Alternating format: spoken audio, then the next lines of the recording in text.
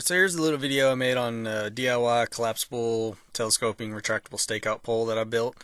Didn't feel like paying the 70 bucks or more for the other version, the commercial version. It extends from 4 to 8 feet. It's a Wooster Sherlock Paint pole.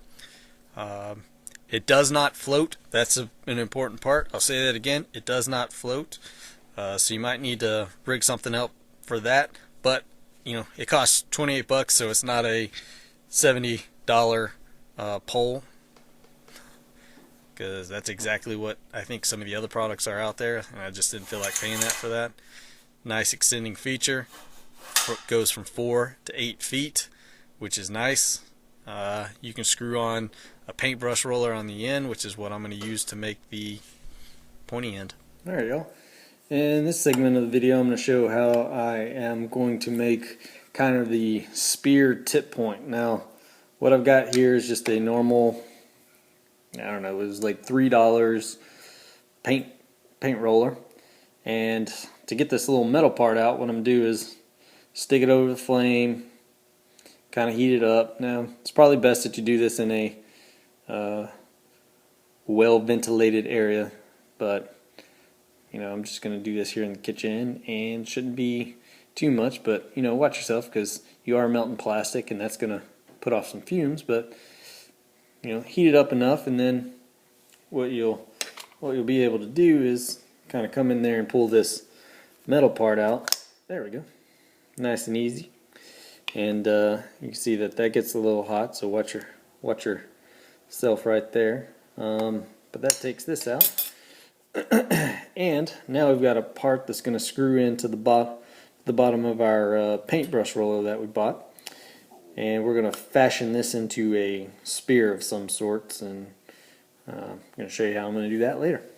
Okay, so this is the handle that I have left over from taking the little roller portion out, and what I hope I'll be able to do is to, like I said, fashion this into a spear end. And what I'm going to use is a wood chisel, or file, some may call it, but for my purposes I'm going to call it a chisel. You can also cut these off with some just good old wire cutters,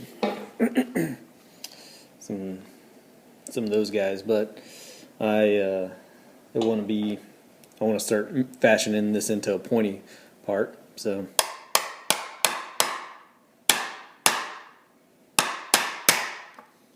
there we go, there's one.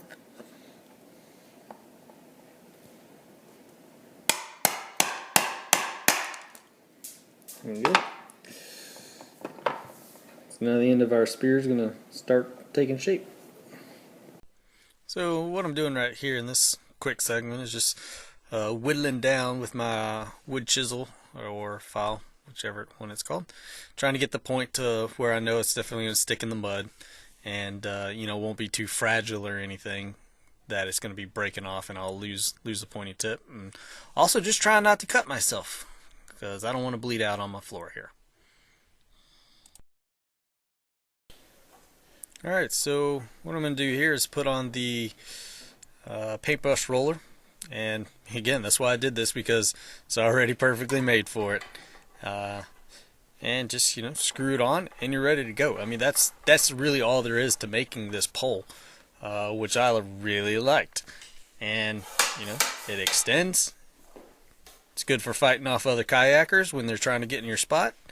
You know, it's a multi-diverse tool, and I'm going to show you how I've used it out on the water in my Native Slayer Propel, which is pretty cool, because you know, you're out here, it saves space already, and because it's not some long pole that you got to deal with, it'll fit in your truck and stuff. And for me, it fits directly into the scupper holes, so that's really nice. The wind was really kicking up this day, and the pole held perfectly. I mean, we had 35-mile-an-hour gust on this day. And that's another good point of it, is that, you know, it's not something you want to do with your paddle. You don't ever want to break your paddle tip off or anything, but you can use this to just adjust position in different water. And again, you're going to need something like an 8-foot pole, because a 6-foot pole is only really going to work in, you know, maybe 4 feet of water. So the longer the pole you have, the better. It's easy to, like I said, just plop down in that middle hole, and and I'm off casting. Another good thing you can do is set it out to the side of the kayak and take your bush anchor, which is like a clip anchor. Check my other video out for that. I like that because that's what I just showed was a good use of it right there. I used it to push off, get oriented while the wind was blowing, and then stow the stakeout pole and move along, get back to fishing. Alright, y'all, thanks for watching. Please subscribe to my YouTube channel. I hope this helps you come up with a cheaper version than what's available on the market. And, have a great day and go catch some fish.